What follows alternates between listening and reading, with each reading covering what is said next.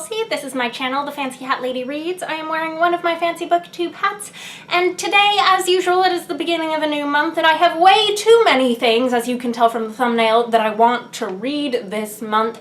And I'm going to tell you what a bunch of those are. This is my September TBR. So, what am I reading right now, you may ask? That is good of you to ask. The first thing I'm reading right now is The Poppy War by R.F. Kuang, which I'm actually really liking. I was trying to get through a bunch of arcs in August, which I only semi-succeeded at. I got through a few, but like not nearly as many as I had piled up. But this was one of those. And then the other thing I am reading right now, I have just started on my Kindle from the library, The Red Magician by Lisa Goldstein. This is the first group read for the new Lady Vaults book club, which is a book club that has just been started on Goodreads by Elizabeth from the channel Books and Pieces. I'll link her channel and also the Goodreads group down below. The purpose of the Lady Vaults book club is every month to read as a group a science fiction or fantasy book by a female author whose work is older and perhaps forgotten. There is this constant sense in the genre whenever like female writers achieve a lot of success with new books that, oh, this is a brand new thing. The ladies are writing now and they weren't before. And of course they were writing before and the books were also very well received, but they have been erased from canon. They have gone out of print. They've become harder to find, not as often talked about. So The Red Magician was published, I think, in 1995. It's about a girl who lives in a Jewish village in Eastern Europe, and this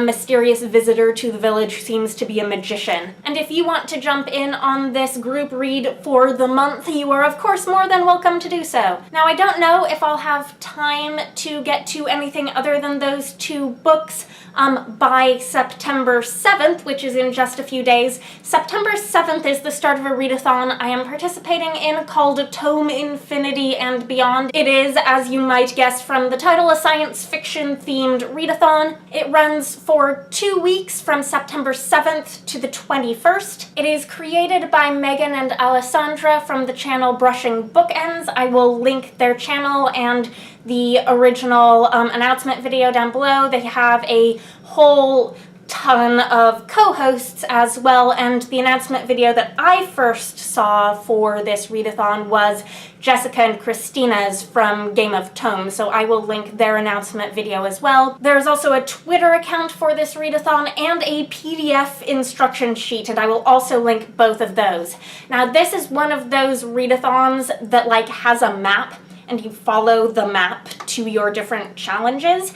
The premise is that Earth is destroyed, and the aliens, who are all of our hosts, I think all of our hosts are the aliens, and they're helping us escape on these shuttles. There are 4 shuttles. You can choose one of them. Each of them has a reading challenge, and then you take your shuttle around the solar system on the map, and then each place you land in the solar system looking to see if this could be your new home has its own reading challenge as well. Ideally, you want to visit 3 planets before choosing your new home world, so you have your one challenge for your ship that you leave on plus 3 more planet challenges, so that's at least 4 books. My route that I've chosen is a 5-book route. That may be over-ambitious, and I know that. We will just see how it goes, and I am willing to improvise a bit. So I have chosen Ship D for my spaceship to leave the Earth on. Unfortunately, this ship runs straight into the asteroid belt. So the ship's challenge is, oops, you hit the asteroid belt,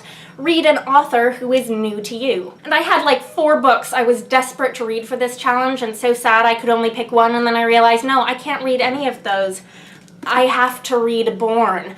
I started reading Borne by Jeff VanderMeer like several months ago as part of the BookTube SFF Award read-alongs. I was not feeling it at the time. I only got like 60 pages in, and then I put it aside, but now I have to read it or give up on it because it is due back at the library in the middle of the month. I'm out of renewals on it. So yeah, I do have a little bit of a head start away from our destroyed planet Earth. on Spaceship D with a new-to-me author, so maybe I'm cheating a bit, but I really do have to read this book pronto. And then, so the reading challenge for the Asteroid Belt, which is an iconic flight obstacle, is to read a space opera adventure. I thought this was the perfect opportunity to finally read Arabella and the Battle of Venus by David D. Levine. This is the second book in his Adventures of Arabella Ashby trilogy. It's the sequel to Arabella of Mars.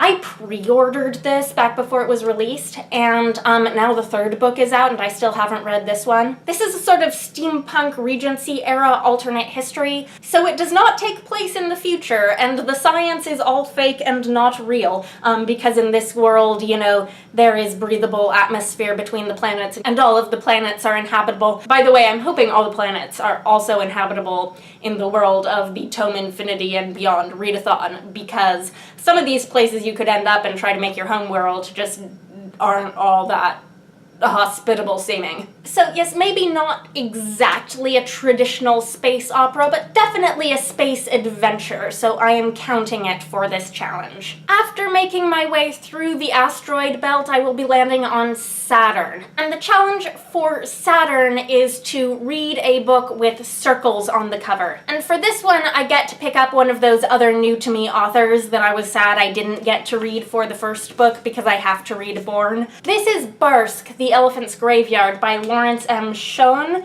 and I am counting this as circles on the cover because there is a moon there, and the moon has craters on it, so little circles within a bigger circle. As far as I know, this is about like a far future where the characters are all, you know, the far future descendants of uplifted elephants. I think there are also some mystical elements in this, and it sounds very, very weird, but I've actually heard some very positive reviews for it that intrigued me a lot. I also saw this author at Worldcon on a panel about research rabbit holes, and he seemed like a smart guy. It made me remember that I had his book, and oh yeah, I want to read that.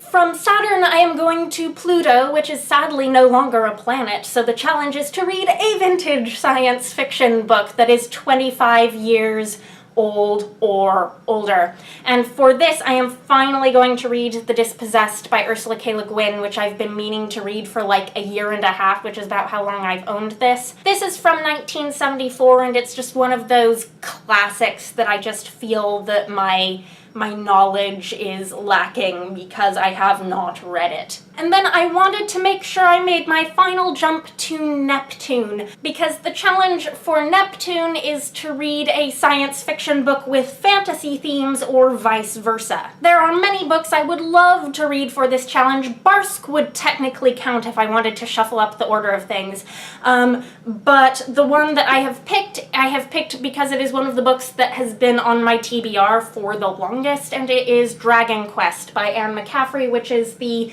second book in the Dragon Riders of Pern trilogy, which is the first trilogy published in the major sprawling Pern series that is way bigger than it should be. Anyhow, I set out to read the Dragon Riders of Pern trilogy like several years ago now with the first book, because in college I had read and really liked at the time the first two books in the Harper Hall trilogy, which is, I don't know if it's actually the second series in the Pern series or just soon thereafter, but I remember reading those and feeling like I was missing stuff because I hadn't read the original trilogy and was missing a bunch of the world building, and so I had always intended to go back, read this trilogy, and then finish up the Harper Hall trilogy. This is just years and years at this point of intent and not following up on it on my part. So who knows if by the time I actually get through the original trilogy, I will still want to reread the first two Harper Hall books in order to read the third one and finish that trilogy. But regardless, I remember that while the first book, Dragonflight, has some things about it that are just not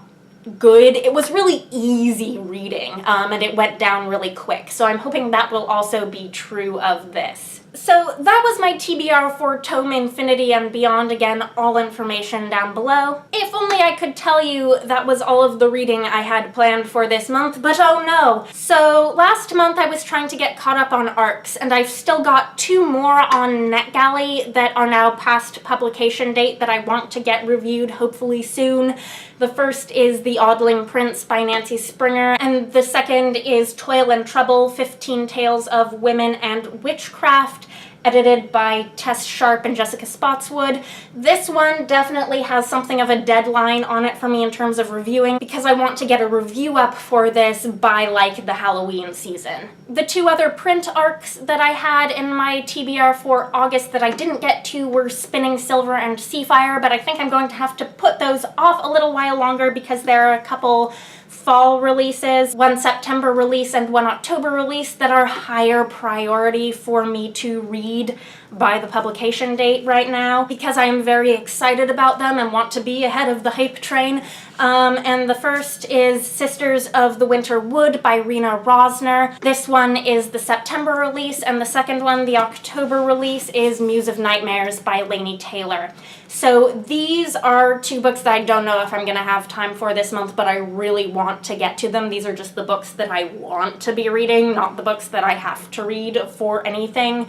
There are a lot of books that I feel right now that I have to read for a lot of things, and jumping in on that readathon was not helping. So I want to mention that I've also fallen really far behind in the last few months on the group read books for the Into the Forest Goodreads group that I'm a member of, that I love to participate in group reads with, because they pick really great fairy tale, folklore, and mythology-based books.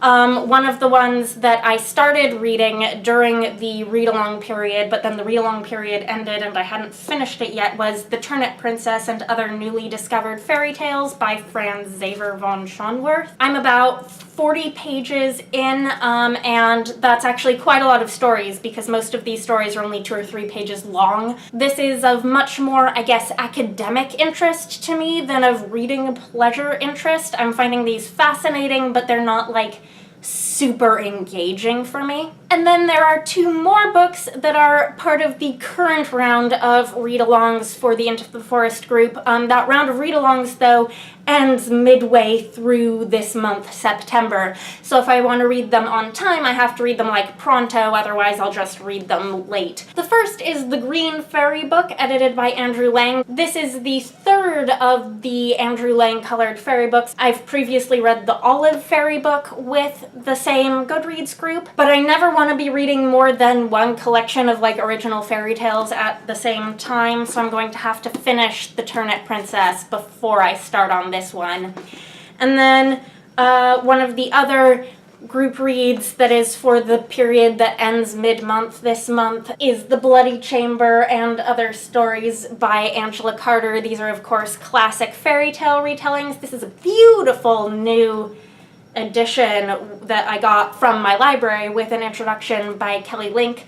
Because this is a library book, I do want to read it and return it. And it is way shorter than I realized, so maybe I'll be able to squeeze it in at the beginning of the month here. Maybe in the next few days before the Tome Infinity readathon starts. Cross my fingers. I do have 2 more books out from the library that currently have holds on them right now, so I will have to return them when they're due mid-month, whether or not I have read them, so I'm hoping I will be able to read them, but I might not. The first is Hilda and the Black Hound by Luke Pearson, which is the 4th of the Hilda graphic novels. These are children's or middle grade-ish graphic novels, and they are adorable. And then the second is The Red Threads of Fortune by J.Y. Yang, which is the companion to The Black Tides of Heaven, which I read a couple months ago, I think. Anyhow, again, this is short because it's a novella, and I'm just hoping I'll be able to squeeze it in somewhere before it's due. And then the last thing I have absolutely planned to read this month, probably towards the end of the month, is the first book in the Chronicles of Prydain by Lloyd Alexander. The first book is the Book of 3. I have planned a buddy read of this series with Rhea from the Bookfinch. We are planning to read the first book this month. This is like a classic classic YA or middle grade fantasy series that I never read. Even though I have read several of Lloyd Alexander's other books, these are his most famous and I feel awkward that I haven't read them. So I'm finally remedying that, and I'm very much looking forward to reading them with Rhea. So those are all of the things that are on my plate right now. Obviously it's a lot. Some of them are not going to happen this month, but hopefully a bunch of them are. Anyhow, let me know if you are overwhelmed with books to read this fall. Let me know if you've read any of these, or if you're planning to. Let me know what you think. Anyhow, I hope you're having a nice day. That is all. Bye for now.